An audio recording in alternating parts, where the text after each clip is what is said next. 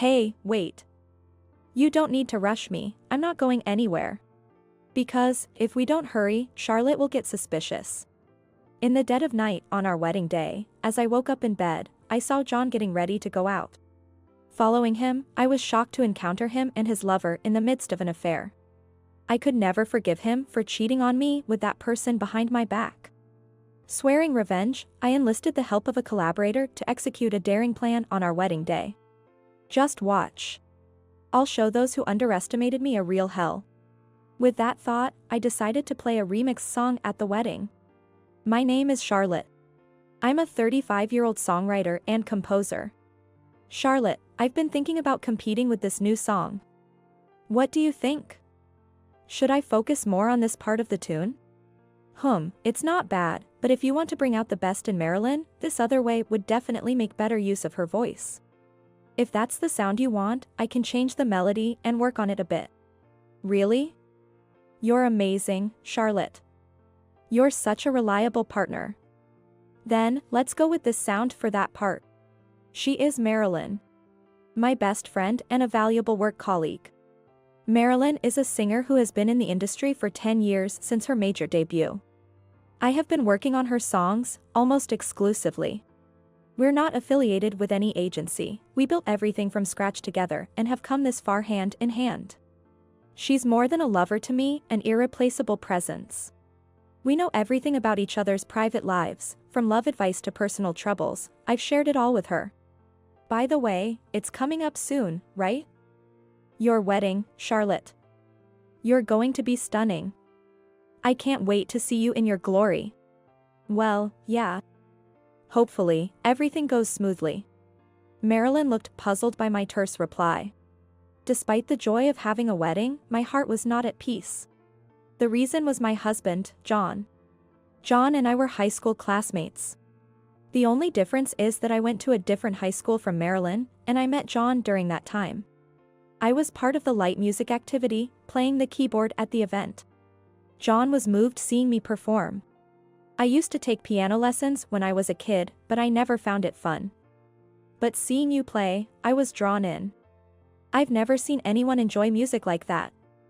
That's why I became interested in you. Despite the fact that most people tend to focus on guitar, bass, or vocals and hardly notice me. John kept his eyes on me the whole time I was playing. I remember feeling quite surprised when he first approached me. However, after hearing why he did, I began to take an interest in him too. John was not good at asserting himself but was considerate of others. He seemed to be the type to immerse himself in reading and studying, listening more than talking. Such a good listener, John. I was happy that he shared his thoughts so vividly with me, and I gradually started to fall for him. Before I knew it, we started dating. After graduation, we decided to live together, promising to get married once we saved enough money. However, even after many years, John never brought up the topic of our marriage. When I broached the subject, he would chuckle and say unbelievable things. Do we really need to do? Being together like this is fine, isn't it? I'm busy with work right now, so I don't want to bother with all the paperwork. It's a hassle with all the procedures, so how about we stay as we are, in a de facto marriage? I couldn't believe my ears. What do you mean? You were the one who said you wanted to get married once we had enough savings. And now you're telling me to stay as your common-law wife? That's fraud. No, it's not fraud. When I looked into marriage, I realized how complicated it gets, like changing names and others. But we are engaged. And everyone around us recognizes us as a couple planning to marry. There's no need to rush, right? We do have some money. But I think it's better to save a bit more before we go through with it. In other words, he's not keen on getting married. He's coming up with plausible excuses to keep things vague indefinitely. If he can get away with it, he'd prefer to keep things as they are. He hasn't thought about me at all, just evading the issue with lazy excuses. The moment I understood his intentions, my distrust in him surged. Yet, aside from not being legally married, I had no other complaints about him. However, being in a common-law marriage has its own set of disadvantages. When I pressed John about this, he seemed to only think about the conveniences and admitted he wasn't fully aware of the implications. That makes sense why you'd feel insecure, Charlotte. But I need you to wait for now. The company is short-staffed. And it's difficult to take time off for those procedures, he said, and so the discussion about formalizing our marriage remained unresolved. I didn't have major issues with his personality, but his tendency to procrastinate was undeniable. It's not that he lacks the intention to formalize our marriage, but a lingering sense of unease remains within me. That's when I found myself attending John's company barbecue. It was a family-friendly event, and many people were there. Of course, I was invited and took the day off to join. Being a department head, John was busy greeting various people. I enjoyed chatting with the other wives, finding solace in the brief holiday. Wow. You're the one who writes and composes for the famous Marilyn. No way. I'm a huge fan of hers. I've been following her since her debut, and I've been encouraged by your songs so many times. Many attendees were fans of Marilyn, around the same age group, and I was thrilled to receive compliments on my work and Marilyn's. Suddenly, a woman I didn't know joined our circle and addressed me. Nice to meet you. Are you John's wife? Her name was Amelia Thomas. She's the president's daughter of John's company, and I knew her by name. However, that was only because John had mentioned her. We had never met before. I wondered why she recognized me. Nice to meet you, Ms. Thomas. My husband is always grateful for your support. But it would be rude to question such a thing upon first meeting. I quickly composed myself and greeted her, to which she responded with a meaningful smile. Oh, please, call me Amelia. John is always so helpful, and I thought it'd be nice to greet his wife too. Sorry for barging in like this. Why, I wondered. Without knowing much about Amelia from the first meeting, I felt an air of scheming about her. Beneath her friendly smile seemed to swirl something murky, giving me an eerie feeling. You're John's common-law wife, right? Not planning on formalizing your marriage? Amelia's blunt inquiry startled everyone around, their eyes widening. Although everyone must have had their suspicions, they chose to remain silent out of respect. But she boldly treaded on personal matters without hesitation. Her approach irked me, erasing the smile from my face. Right now, we're both busy with work, so we're just waiting for the right moment to formalize our marriage. But being in a common-law marriage is no different from being officially married. So, it's all okay. But there are many disadvantages to being a common-law wife, right? Like issues with inheritance or not being eligible for certain deductions. Is John opposed to dealing with that? It'd be more reassuring for you if you were legally married sooner. Amelia bluntly voiced the anxieties and grievances I had about John. The more I listened to her, the more uncomfortable I felt. Why should I endure such insensitive remarks from a stranger? It was baffling that someone I just met would dare to touch on such a delicate subject. Filled with anger, dissatisfaction, and anxiety, I looked down. Noticing my discomfort, others kindly offered to go get drinks with me, sparing me further interaction with Amelia. Amelia expressed her dissatisfaction with, I still wanted to talk, but the others, being considerate, intervened. Thanks to that, I had no further contact with her. I wondered why Amelia approached me at that time. The reason would become clear later on. After that, things were peaceful. Work was going smoothly without any hitches. I thought nothing else would go wrong. That was until a certain incident occurred. Has this person been obsessing over you all this time?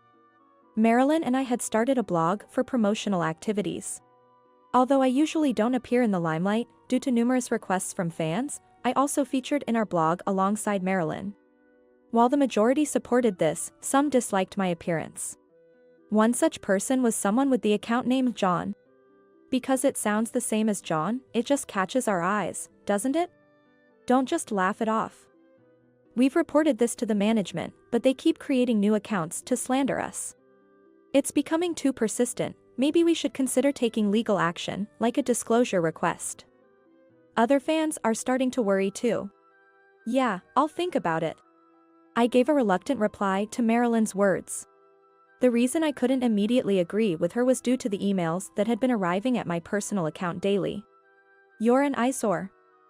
How long do you plan to act like a celebrity? You're nothing but an ugly nobody who can't do anything alone. Just quit the industry already. It'd be better for your partner too. You're thinking of making a disclosure request? If you take any action, we'll expose your weaknesses to the world. Just be ready for that if you want to proceed. The account Marilyn mentioned had been contacting me long before I started appearing on the blog. I knew if I told Marilyn, she would act immediately. But I couldn't stop thinking about this person named John. The idea that someone whose name is similar to my husband's name was slandering me seemed too coincidental. I just couldn't shake off this feeling. This harassment had been going on for over 6 months. Suddenly, John brought up the topic of formalizing our marriage. Hey, Charlotte. Don't you think it's about time we made it official? I was taken aback by the unexpected suggestion. As I let out a scream-like gasp of surprise, John chuckled amusingly. Are you really that surprised? I've been saying it for a while now. Once we've saved up enough and our jobs have settled down, we'd get married officially. Yeah, I know, but why so suddenly? Sudden? It's been almost a year since we talked about it last. It's not sudden at all, if anything, it's overdue. Indeed, that was true, but until now, he had been the one dragging his feet. And now, out of the blue, he wants to get married officially. What's gotten into him? It's only natural to be suspicious. I'm thinking we could have the wedding in November since December is busy for everyone. What do you think, Charlotte? Can you arrange it with your work? I can do that, but then it's settled. Let's go check out some venues next time. And we need to formally greet your parents again, don't we? My mind couldn't keep up with the conversation that had quickly taken shape. Doubts about him still lingered in my mind. Despite my anxieties, the prospect of finally getting married was indeed a joyful one for me. I had been waiting for this for years. Yet, I didn't like the lingering unease, so I decided to hatch a plan. Preparations for the wedding proceeded smoothly afterward. The day before, we gathered with our families, including Marilyn. Is it really okay for me to be here? It's just a family gathering, and I'm intruding. What are you talking about? You are like a daughter to us. That's right. Charlotte's success in doing what she loves is all thanks to you, Marilyn. It's a joyous occasion, so let's celebrate together. I've wanted to catch up for a while. My parents were both quite spirited individuals. Especially my father, who had the boldness you might expect from a pirate captain, and he was also strong in his drink. His manly vigor, both a voracious eater and drinker, was what made my mother fall for him and eventually win him over. My mother, for her part, was a woman of strong mettle. There was a time when a burglar almost broke into our house, but he was quickly apprehended by my mother. She even dealt with him using a toy sword, which I used to use when I was small, thoroughly beating him down, I heard. Hearing such stories about my parents always made my face twitch. They were indeed a formidable couple. They both doted on Marilyn immensely, treating her as if she were their own daughter. Today, with John's relatives also in attendance, they insisted on introducing her around, so she was being taken from group to group. Your parents are as lively as ever, Charlotte. John seems to struggle with authoritative figures, and it looks like my parents are no exception. Observing Marilyn being overwhelmed, John couldn't help but force a strained smile as he hid behind me, seemingly intimidated. Contrarily, my in-laws seemed to have a favorable impression of my parents, happily indulging in drinks whenever Marilyn and they exchange greetings.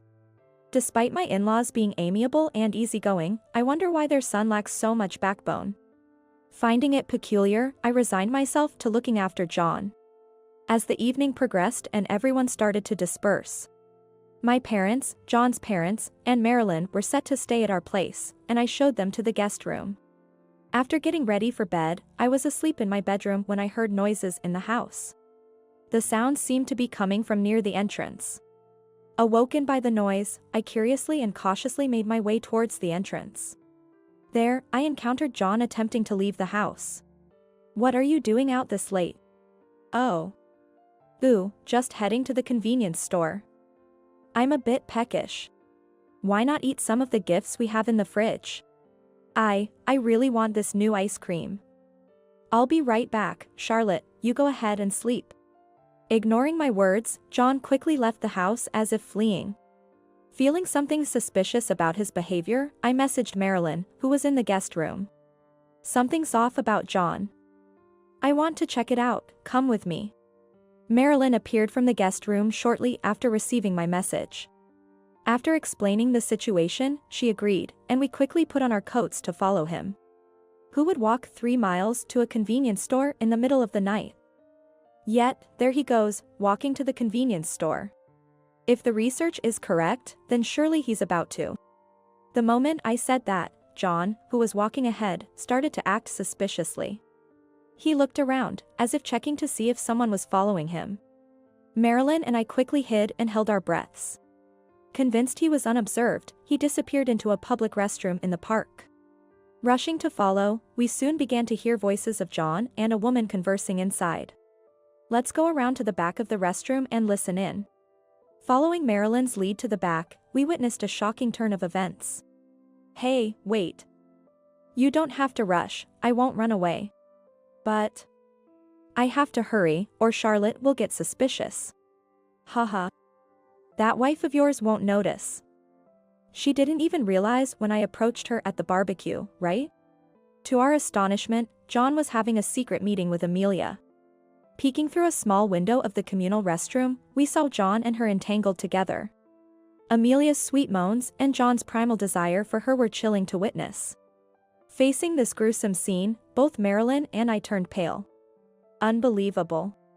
Having learned the truth, Marilyn trembled with rage, and I, with determination, took out my phone. The restroom window was always slightly ajar for ventilation. This made it easy to film the inside without the two noticing. Oblivious to being recorded, they continued their passionate encounter, like beasts in heat. Feeling nauseous yet determined, I filmed until their deed was done, and then Marilyn and I hurried home. We were up all night, preparing for a certain plan. And on the morning of the wedding day. Despite the heavy drinking, my parents showed no signs of a hangover as we headed to the venue. There, of course, were John's boss, President Thomas, and Amelia. They were invited because I had made a point of talking to them at the barbecue. Perhaps too dumb to notice from yesterday included today's invitation. For now, they can think of me as foolish. Because I'm about to show them a real hell. As I pondered this, the time to make our entrance finally arrived. John was smiling happily beside me, but I managed the situation with a forced smile. However, the moment the entrance music started, John's smile vanished, and his face went pale. What the hell is this? Incredibly, the music that was supposed to play during our entrance had been replaced with the inappropriate conversation between John and Amelia from the previous day, and their disgraceful voices were now exposed to everyone in the venue. Confused and panicking, John didn't understand what was happening. While I watched, Amelia also became frantic, and Mr. Thomas glared at them both with a stern look. Hey, someone stop this.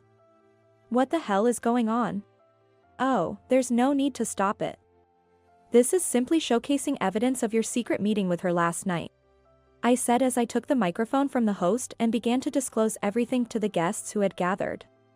I deeply apologize for reporting this under these circumstances to all of you who have gathered here today. I, Charlotte, will not formalize my marriage with John. The venue was abuzz with the sudden announcement. Meanwhile, the inappropriate voices of the two continued as background music, leaving all the guests in confusion. Explain what this means. You guys stop this audio. Do you think this is acceptable? Amelia, panicked and glared at by Mr. Thomas, showed her true nature as she charged at me with bloodshot eyes. Marilyn stood in front of me to protect me, smirking provocatively at Amelia. Why are you in such a hurry? Is it because you're the voice in this audio? What?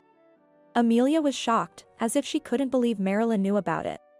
Marilyn and Amelia had no connection, and there was no way Marilyn could know her. Yet, why? Amelia seemed to ask with her expression, to which Marilyn smirked wickedly.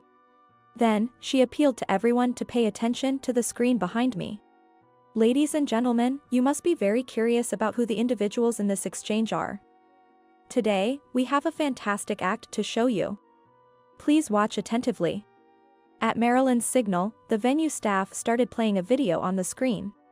It was footage capturing the entire incident from the previous day, leaving all the guests speechless. John's parents covered their mouths in shock, their faces pale. Mr. Thomas watched in silence, and my parents observed the video just like him.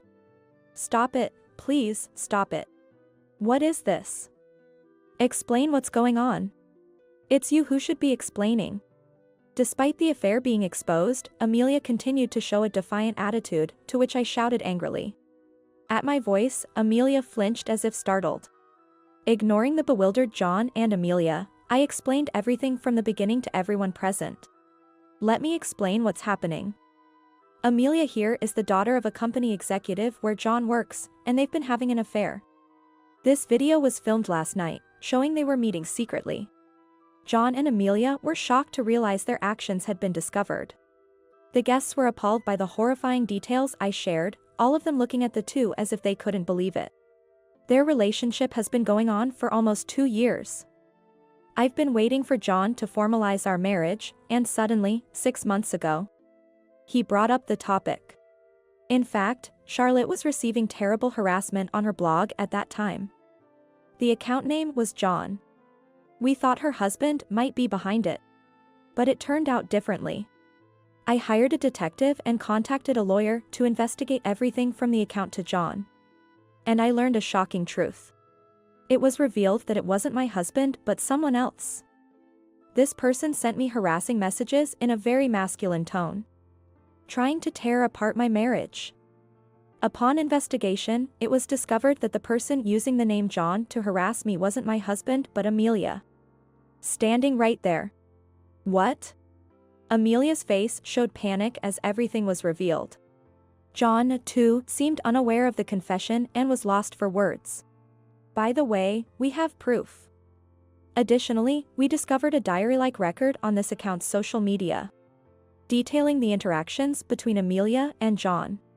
The screen displayed documents gathered by the detective. From the diary mentioning me to slanderous comments and information obtained through disclosure requests. All the evidence was laid bare. There was no escaping it. Amelia, completely cornered, turned pale, her earlier boldness completely gone. I've been receiving harassing emails like this daily from this account. It all started around the time I attended John's workplace barbecue. There, she approached me, asking intrusively why we weren't married yet, embarrassing me in front of everyone. I recounted, glaring at them with indignation, the anger from that time surging within me. And when I found this blog, I realized her approaching me in public was deliberate. The blog detailed the day she approached me, revealing her feelings at the time. It was written that she envied me being with John and had deliberately made contact to harass me. She had intentionally acted to drive a wedge between John and me, aiming for a divorce. Upon learning the truth, the guests looked at the two with disdain, while my mother-in-law sobbed miserably out of shame. My father-in-law, enraged, hung his head and clenched his fists, trembling with anger. This is why I'm canceling our official marriage here. This isn't some kind of illegal filming. What you're doing is a crime. This is outrageous. Why didn't you talk to us before taking such drastic measures? There was no need to bring this up in front of everyone. Their nonsensical rebuttals left the guests, and Marilyn, utterly flabbergasted. In the midst of this, my anger erupted, and I lashed out at them with harsh words. Why are you acting like you're the victims here? Do you even comprehend the gravity of your actions? That's, well, how could you even think of marrying me after such vile acts? Just looking at your face now disgusts me. Can you understand how repulsive it feels to be wearing this dress because of you? Who would have thought that the reason I'd be wearing my dream wedding dress was for such a debacle? John could never understand the depth of this pain. Every time I see this dress, I'll be reminded of today's events, living with the betrayal you've caused. Can you even fathom the extent of this pain? It was the first time I had ever yelled at John. Realizing the gravity of the situation, he was at a loss for words, speechless. With them reeling, I turned my gaze to Mr. Thomas, delivering one final blow. Don't think this is over. Do you understand why I attempted to have a ceremony with someone I had no intention of formalizing marriage with? Faced with my pointed question, both John and Amelia were silent, unable to come up with an answer. To them, I delivered the final blow. It was to corner the two of you socially. At that moment, Mr. Thomas, who had been silent, stood up and approached the stage. Excuse my sudden intrusion. I am Amelia's father and the president of the company where John works. In fact, I had been informed about this situation in advance by Charlotte. Dad. Amelia's voice was filled with shock as she heard the truth for the first time. Mr. Thomas, nearly roaring, reprimanded her. To think how you'd respond in this situation. Not only have you disgraced me, but you've also had the audacity to antagonize Charlotte. You bring shame upon us. For such behavior, I've decided to impose my own punishment on you. As Mr. Thomas spoke, the entrance to the venue opened, and a man walked in from outside. Let me introduce him. This is Amelia's husband, our company's vice president, Mr. Brown. What? She was married. And he's vice president. Unbelievable. It turned out Amelia was already married, and further investigation revealed she had 2 children. Mr. Brown glared at Amelia with a cold, emotionless gaze, while Mr. Thomas looked at her as if she were nothing more than an insect. Today, I am using this opportunity to announce that John will be dismissed from our company, and I will impose a strict punishment on my daughter. We have no need for individuals who bring shame to our company. This can't be happening. The two were visibly shaken by the sudden declaration.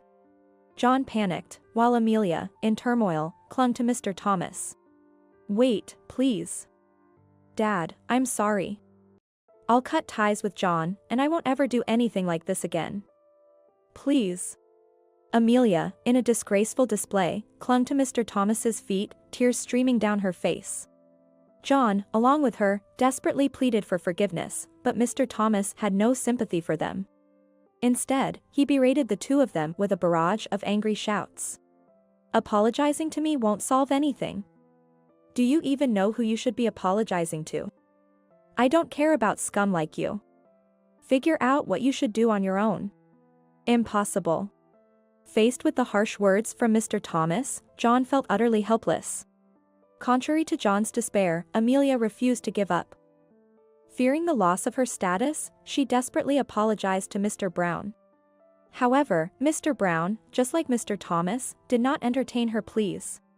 Left with no recourse, Amelia glared at me, her frustration evident as she clenched her teeth and apologized. Please, I beg you, forgive me. I will have nothing to do with John ever again. I apologize for everything that has happened. So please. Convince my parents. What kind of nonsense are you spouting? Huh? Unmoved by her desperate apologies, I responded without changing my expression. Amelia, who thought an apology would suffice, was taken aback by the unexpected reply. She hesitantly looked up, trying to gauge my reaction. After all you've done, you think you can be forgiven just like that?